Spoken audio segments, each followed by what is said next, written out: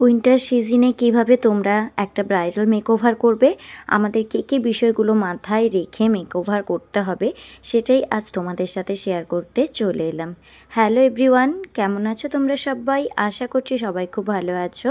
আমি নিবেদিতা আবারও একটি ভিডিওতে তোমাদের সকলকে ওয়েলকাম জানাচ্ছি। এটি ছিল আমার রিয়েল ব্রাইডের ওপর একটা কাজ। ব্রাইডের স্কিন টোনটা মিডিয়াম থেকে ডাস্কি স্কিনের মধ্যে ছিল, এবং যেহেতু উইন্টার পড়ে গেছে, কিভাবে ড্রাই স্কিন প্রিপারেশন করে মেকআপ লুকটা ক্রিয়েট করবে সেটাই আজ তোমাদের সাথে আমি শেয়ার করব। প্রথমেই ভালোভাবে আমি ফেসটাকে ক্লিন করে দিয়েছি ওয়েট ওয়াইপস দিয়ে। এরপর আমি রিকোয়েটের prep set glow watermelon spray use করে নিয়েছি। দেন পন্ডসের একদম ঠিক একটা ময়শ্চারাইজারের ভালো একটা লেয়ার করে আমি আমার ব্রাইডের ফেসে ইউজ করে নেব। যেহেতু এখন উইন্টার সিজন, তাই তোমরা সবসময় ক্রিম বেস ময়শ্চারাইজার ইউজ করার চেষ্টা করবে, এবং যে টোনারগুলো ইউজ করবে ওগুলো যেন ময়শ্চারাইজিং স্প্রেওয়ালা টোনার হয়। এতে কি হবে, আমাদের স্কিনটা অনেক বেশি হাইড্রেটেড থাকবে এবং স্কিনের মধ্যে ময়শ্চারাইজেশনের লেভেলটাও অনেক ভালো থাকবে। পন্ডসের ময়শ্চারাইজারটা প্রাইসের দিক থেকে অ্যাফোর্ডেবল হলেও কোয়ালিটিটা কিন্তু খুবই ভালো। আমার পার্সোনালি ভীষণই পছন্দের, তাই এটা আমি ইউজ করি। এবার আমি হালকা করে একটু জেল বেস প্রাইমার নিয়ে নিয়েছি। তো তোমরা যে কোনো প্রাইমার, তোমাদের কাছে যেটাই জেল বেস প্রাইমার আছে ওটাই ইউজ করতে পারো। পোর্সগুলো মিনিমাইজ করার জন্য আমি ইউজ করলাম। তারপর ফেসে অল্প গ্লো আনার জন্য আমি এখানে faces Canada stove cream use করলাম।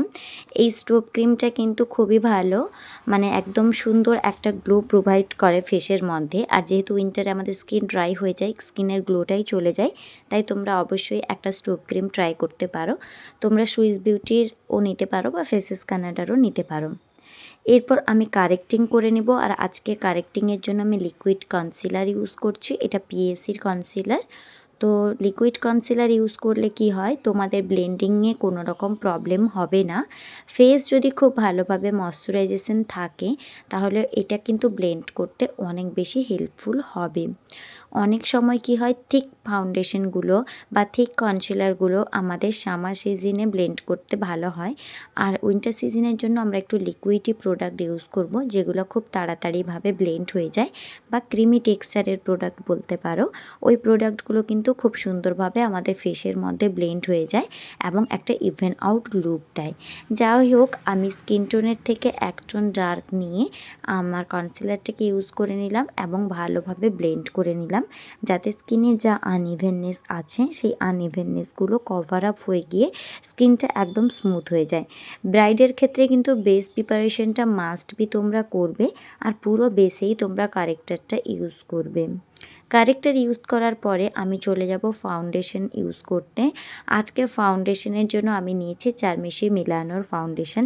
ক্যামেরাতে ধরা হয়নি, কারণ যেহেতু রিয়েল ব্রাইড ছিল, আমরা অনেকই ব্যস্ত থাকি। এটা তোমাদেরকে হয়তো বুঝতে পারো কি না জানি না, তবে রিয়েল ব্রাইডের সামনে আমরা তো একটু ব্যস্ত থাকি, তাই আর সব প্রোডাক্ট ধরে ধরে দেখানোটা সম্ভব হয়ে ওঠে না অনেক সময়। তো আমি বলে দিই, এটা ছিল চারমেশি মিলানোর ফাউন্ডেশন। তো চারমেশি মিলানোর ফাউন্ডেশনটা কিন্তু খুবই ভালো। আমি 3 এবং 5 নম্বর শেডগুলোকে মিক্স করে ব্রাইডের জন্য ইউজ করে থাকি। যখনই তোমরা ফাউন্ডেশন ইউজ করবে, হয়তো তোমাদেরকে একটু ফেয়ার লাগতে পারে, তোমরা ওখানে ঘাবড়ে যাবে না, তোমরা ব্লেন্ডিং করতে থাকবে, ওটা কিছুক্ষণের মধ্যে স্কিনে বসে যাবে। যেহেতু আগে থেকে কারেক্টিং করা থাকে, সেহেতু কি হয়, এই জিনিসটা তোমাদেরকে একটু ডার্ক মানে ফেয়ার লাগতে পারে, আদারওয়াইজ কিছু না। তো ভালোভাবে চলো ফাউন্ডেশনটাকে ব্লেন্ড করে নেওয়া যাক। ব্লেন্ড করতে করতে কিছু কথা তোমাদের সাথে শেয়ার করি, কিছু টিপস বলতে পারো। যখনই তোমরা উইন্টার সিজনে ফাউন্ডেশন ইউজ করবে, অবশ্যই চেষ্টা করবে ওটা যেন ক্রিম বেস বা লিউমিনিয়াস বা ডিউই ফাউন্ডেশন হয়।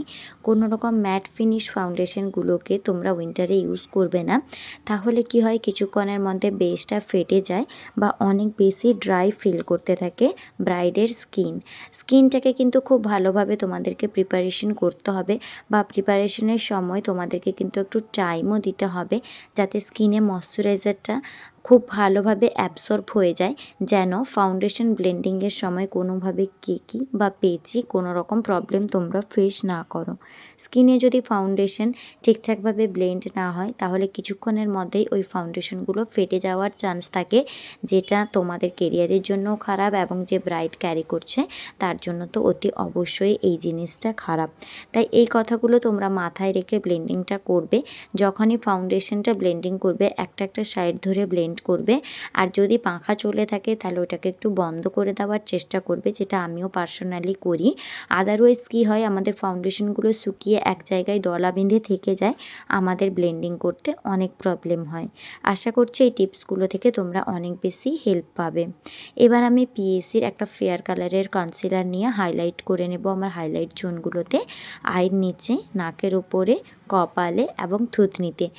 এই জায়গাগুলোতে কিন্তু আমি ফাউন্ডেশন খুব একটা বেশি ইউজ করি না, একদম অল্প করে ইউজ করি না বললেই চলে। যতটুকু থাকে ব্লেন্ডারে ওটা দিয়েই ব্লেন্ড করি, কারণ আমি জানি যে এর উপরে আমি আবার একটা কনসিলারের লেয়ার দেব। তাই আমি অনেক বেশি পরিমাণে থিক করে বেসটাকে অনেক বেশি ভারী করে ফেলি না। চলো, কনসিলার লাগানো হয়ে গেছে, এবার ব্লেন্ড করে নিই। একটা কথা মাথায় রাখবে, তোমরা যদি বেসকে অনেক বেশি লং লাস্টিং করতে চাও সেক্ষেত্রে কিন্তু বেসকে একদম লাইট ওয়েট করবে, মানে একদম এইচডি ফাউন্ডেশনগুলো বা এইচডি কনসিলারগুলো তোমরা ইউজ করবে, সেক্ষেত্রে আমাদের বেসটা অনেক বেশি লাইট ওয়েট হয় এবং বেসটা অনেক বেশি লং লাস্টিং হয়। বেস যত বেশি থিক হয়ে যায় বা যত বেশি লেয়ারিং হয়ে যায় তত তাড়াতাড়ি কিন্তু নষ্ট হয়ে যাওয়ার চান্স থাকে। যাই হোক, পুরো বেসটাকে সুন্দরভাবে আমি সেট করব পিএসির এইচডি পাউডার দিয়ে। এটা কিন্তু লুজ পাউডার, কম্প্যাক্ট নয়।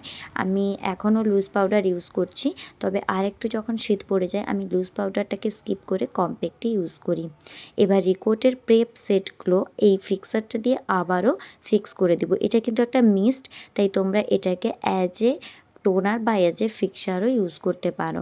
আর এতে কিন্তু খুব সুন্দর একটা গ্লো আসে স্কিনের মধ্যে, যেটা পার্সোনালি আমার খুব ভালো লাগে। ফিক্স করে নেওয়ার পরে আমি আইব্রো করে আইবেস সেট করে নিয়েছি। এটা তো অনেকবারই তোমাদেরকে দেখিয়েছি। তো ব্রাইডের যে কস্টিউম ছিল একটু পিঙ্ক এবং একটু পার্পেলের মধ্যে ছিল, ওই কস্টিউম অনুযায়ী আমি ওকে একটা আই মেকআপ করে দিচ্ছি। প্রথমেই একদম আইয়ের কর্নারে আমি ডার্ক কালারের একটা পার্পেল শ্যাডো দিয়েছি, তারপর লাইট কালারের পার্পেল শ্যাডোটাকে নিয়ে খুব সুন্দরভাবে পুরোটাকে ব্লেন্ড আউট করে দিচ্ছি। দেন আমার মনে হয়েছে আউটার কর্নারটাকে আরেকটু ডার্ক করলে ভালো লাগবে, তাই আউটার কর্নারটাকে আর অল্প করে ডার্ক করে আবারও মিডিলে আমি পিঙ্ক কালারের আইশ্যাডোটা দিয়েছি, সেটাকে সুন্দরভাবে ব্লেন্ড করে দিয়েছি। এবার একটা কপারিস কালারের শিমার নিয়ে আমি আইলিডে অ্যাপ্লাই করে দিয়েছি। ব্যাস, এতটুকুতেই আমার কাজ কমপ্লিট। বেশি কিছু না, কারণ রিয়েল ব্রাইড ওরা বেশি হিজিবিজি মেকআপও পছন্দ করে না। চোখের লোয়ার ল্যাশ লাইনে আমি কাজল দিয়েছি। ব্রাইডের রিক্রুট ছিল কাজলটা যেন ওকে একটু সরু করেই পরাই, তো কাজলটা পরানোর পর সুন্দরভাবে আমি কাজলটাকে স্মাচিং করে দিয়েছি। স্মাচিং করে দেওয়ার পরে আবারও পার্পল কালারটাকে নিয়ে সুন্দরভাবে ব্লেন্ড আউট করে দিয়েছি। এবার আমি নোজটাকে হালকা কন্ট্যুর করে নিব। ওর চিকটা কন্ট্যুর করিনি, আমি জাস্ট অল্প করেছিলাম পাউডার কন্ট্যুরই, আমি ক্রিম কন্ট্যুর ইউজ করি না। দেন আমি ব্লাসার ইউজ করে নিচ্ছি। ওর এটাও রিক্রুট ছিল যে ওকে যেন ব্লাসারটা আমি একদম কম করে দিই, তাই সেই মতো করে একদম অল্প অল্প করে ব্লাসার দিয়েছি। তারপর আমি টিপ বসিয়ে কলকাটা করে নিয়েছিলাম। দেন হাইলাইটার ইউজ করে নিয়েছি। কলকা করার পরেই হাইলাইটারটা ইউজ করছি, যাতে কলকা করার সময় তো মুখের ওপর হাত চাপা থাকে, লিপস্টিক বা হাইলাইটার অনেক সময় হাতের মধ্যে উঠে আসে, তাই আর কি। দেন আমি সুন্দরভাবে ওকে একটা লিপস্টিক পরিয়ে দিচ্ছি ওর পছন্দ মাফিক। তো এভাবেই আমি পুরো লুকটা কমপ্লিট করেছি। কেমন লাগলো লুকটা অবশ্যই জানিও। টিপসগুলো যদি একটুও ভালো লেগে থাকে তাহলে একটা লাইক করে চ্যানেলটিকে সাবস্ক্রাইব করো। টাটা।